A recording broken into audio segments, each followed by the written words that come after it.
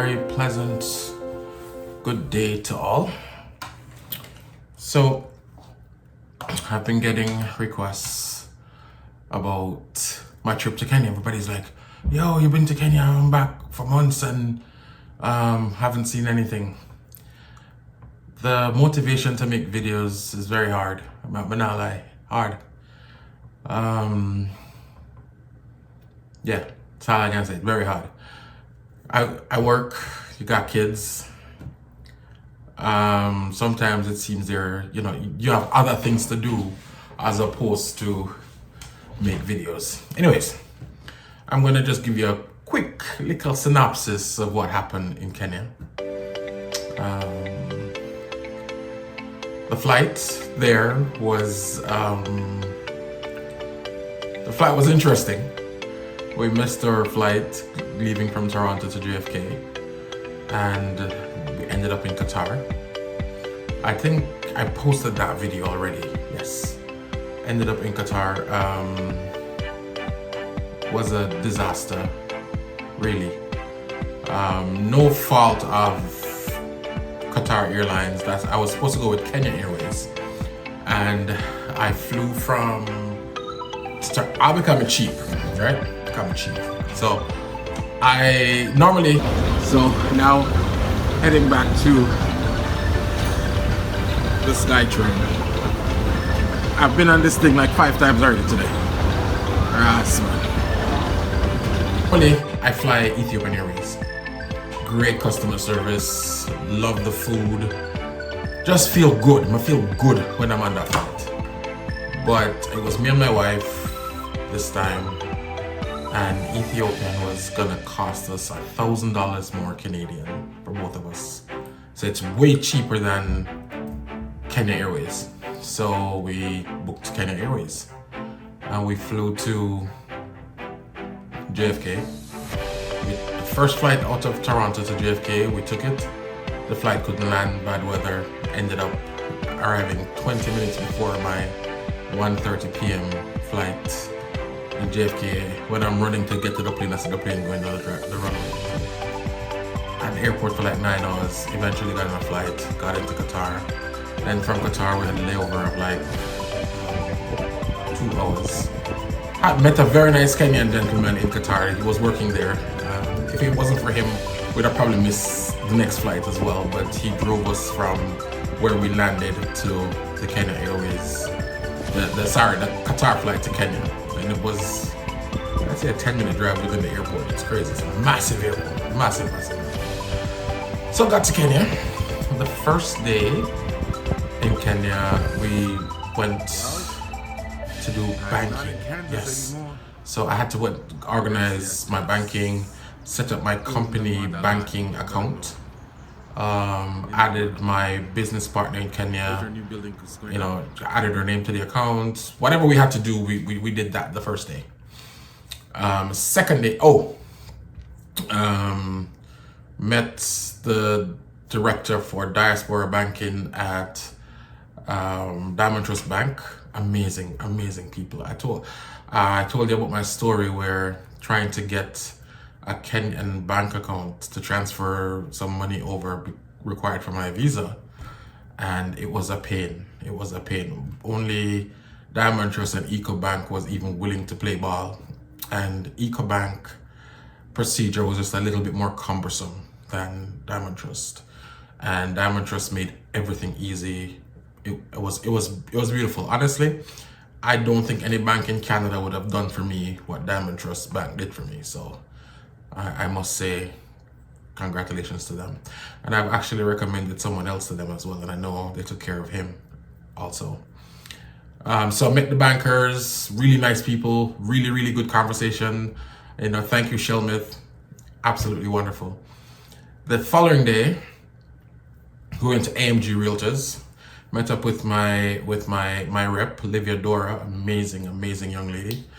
And then we met the managing director as well. And they made me, Belozy.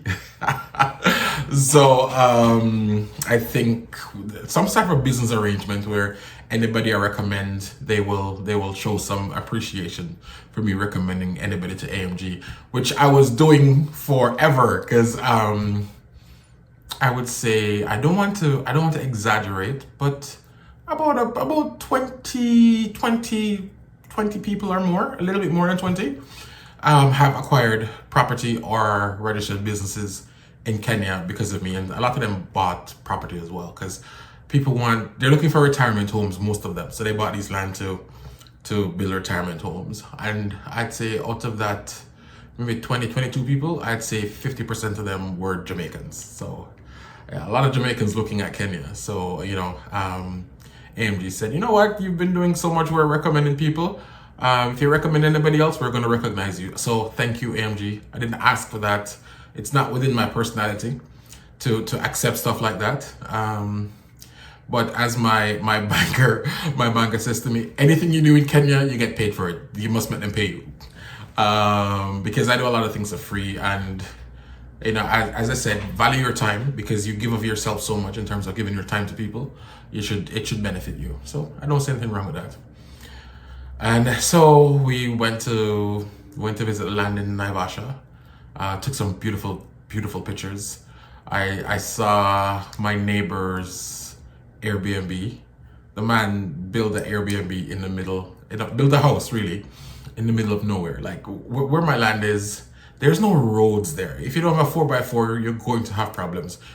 You can't drive there at night because you can't see anything. But the man built a really nice Airbnb. I'm going to link his Airbnb in the description, because I think good for him. It means there's hope. Not that's my intention. My intention is really to have a house there. So whatever I'm doing in Nairobi, I want the weekend to just be a little bit more calm. I can go there. So that's what my house is going to be there in Naivasha, or Longonot. I don't even know the correct name of the place. There's a view of Mount Longonot. Now we're kind of in a valley because there's actually mountains all around. So I'm going to show those as well. And then after that, we went to look at schools. We went to 2 schools that we were able to get into, one and then another school in Kiambu County. But that school in Kiambu County was a monstrosity. It was huge. And it felt very industrial. So I was like, nah. The school I liked was McKinney. I think it's an amazing school. My wife and I were actually concerned that if our kids, maybe the eldest child, is going to be able to transfer over to that kind of system, because it seemed rigorous. It seemed Jamaican-esque in terms of the seriousness of the curriculum. So, that's a concern, because again, my kids, even though we're Anglophones and we speak English at home, and I would say English is their first language, but when my kids get upset and they're yelling at each other, they speak in French. So I don't know how that would transfer them going to a school where the primary language is English. And then I even asked about the Kenya syllabus, and the people at McKinney said, listen, the Kenya syllabus is hard. It's very hard. And I believe that because the educated people I've met in Kenya are very smart people, very smart. So I have no doubt. So we did the school thing, and went with Jam Tours. Thank you so much, Jam Tours, man. You're awesome. You were just the whole day. We did everything, so I appreciate it. And definitely next time I come back to Kenya, I'm linking you up as well, like making you know I'm in town. And congratulations, restaurant, to see you and Ricardo doing your thing. So big up yourself with that. And then the following day after that, we went to Malindi to look at some more land that I have down there. That was an absolute disaster. And I don't know if Malindi don't like me, because this is my 3rd time going down there, and all 3 times has been an issue, or have been an issue. But I'll go more into the video, but it was a disaster. I would say equal to my first trip in Kenya, the first 2 days in Kenya. Absolute disaster. There are good and bad people everywhere in the world you go. That's all I have to say with that. But I'll talk about that, and I have pictures. As a matter of fact, when I do that episode, I'll go and show you pictures from the first trip and video from the first trip and the second trip. So yes, all Airbnbs are not made equal. And after that, we came back to Nairobi, and I think we just had fun. I think we kind of, we were supposed to stay in Malindi a few days. My wife loved the beach and so on. We were going to stay there maybe 4 or 5 days. We spent one day and we came back. Met some wonderful people. Wonderful people. We had an interesting bus ride. Not a matatu. A very interesting bus ride from Mombasa train station going to Malindi, which is the public bus. I'm a huge guy. You guys can see. It was very interesting. But an experience nonetheless. And I saw some very beautiful scenery. Very beautiful scenery. So yeah. And after that, we came back to Nairobi. It rained a lot. This was during the rainy season, but it was, and unfortunately there was flooding as well. So when the whole flooding was going on, I was there. And not for the major, actually, yeah, I was there because I did see flooding. I could see flooding from the train. One night we had gone out and the rain was unbelievable. I've never seen so much rain in my life.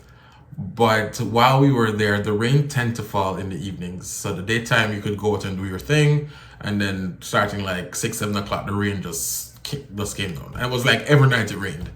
Still had fun though. And yeah, overall, my wife liked it. She likes Kenya. She could live there. Concerned about the children and getting acclimatized to schooling. And so we have decisions to make. I will probably come back to Kenya before they do. That's the intention anyways. But yeah, I will. So maybe I'm probably do 3-4 videos like this where we talk about going to deeper detail as to what happened. But I know I've been getting people saying, hey, where are your videos and so on. I have videos. I have footage.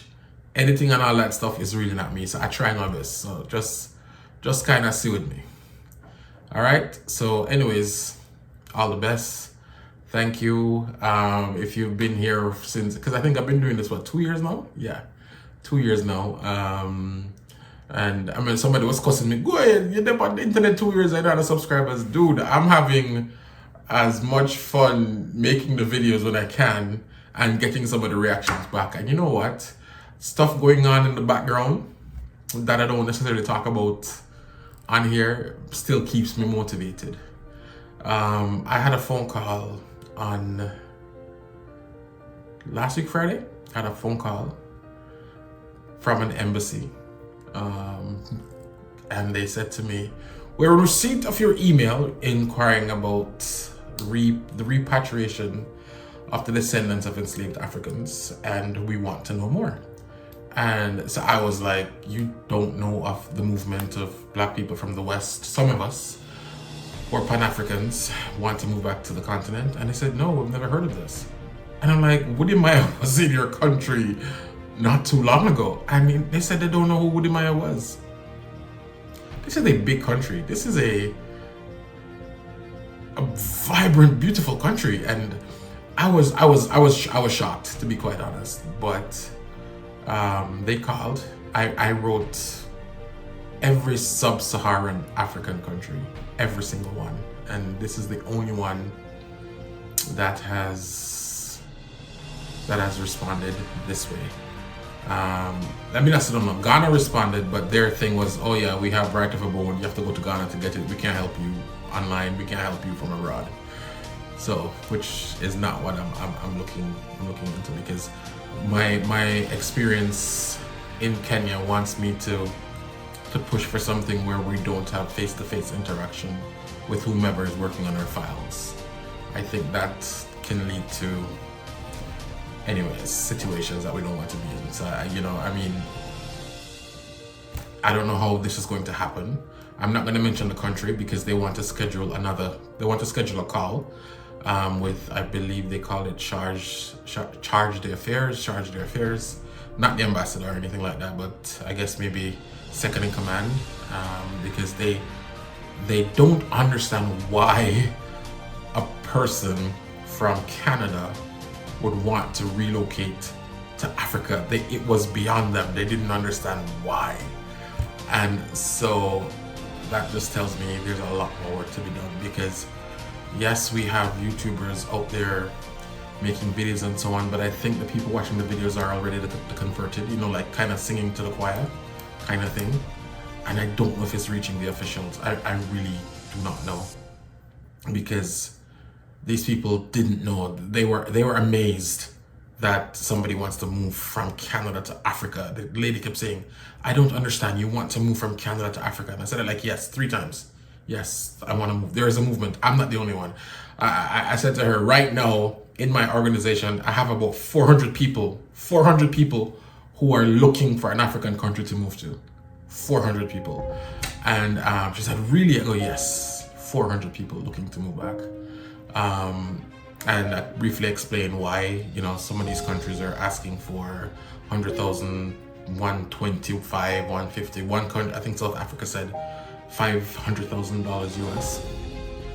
And so, yes, we're coming in as investors, but I am asking for some kind of special dispensation, because we were taken from there.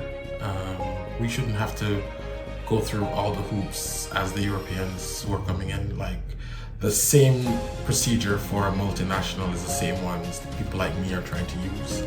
You know, we're not refugees, we're not digital nomads or anything like that. We're coming to open brick and mortar businesses, and asking me to put $100,000 or $200,000 in a bank account is, I think it's ridiculous, because when I was coming to Canada, I didn't have to do any of that. Right? I applied for a student visa. I was ready to go home. Met a beautiful Trinidadian lady, and the rest is history. And even right now, Canada has what's called a owner-operator visa, where there is no preset limit financial requirement to come and start your business. Whatever your business plan says you need to have it in a bank. And you're not even asking for it to be in a Canadian bank. It just needs to be in a bank in your country that they can verify. So while the West is making it easier for people to move to the West, Africans seem to be making it deliberately hard for descendants of enslaved and trafficked Africans to move back to the continent. So hopefully they will be able to look at that and make some changes. As when we have the next meeting, and if they tell me of a path forward, I will make everyone aware. But believe me, it is a very beautiful country. Beautiful country. The weather is wonderful. I mean, almost all African countries are beautiful in their own way, don't get me wrong. But this one, and it's funny because this particular country wasn't even on my radar necessarily. But they responded. And as to one of my favorite YouTube channels that I watch, his tagline is, "Go where you're treated best." So anyways, it was an absolute pleasure talking to you again. Please remember to like, share, subscribe. People tell me I should ask more often. I'm going to do that. Ask more often. Wudimaya, I hear that you're in Toronto. I would love to link up with you if you're still here, or if you're still here when this video comes out. Hopefully the video comes out soon. Anyways, I truly wish you all the best. Thanks for spending your 20 minutes with me. I'm truly grateful. Have a wonderful evening. And cut.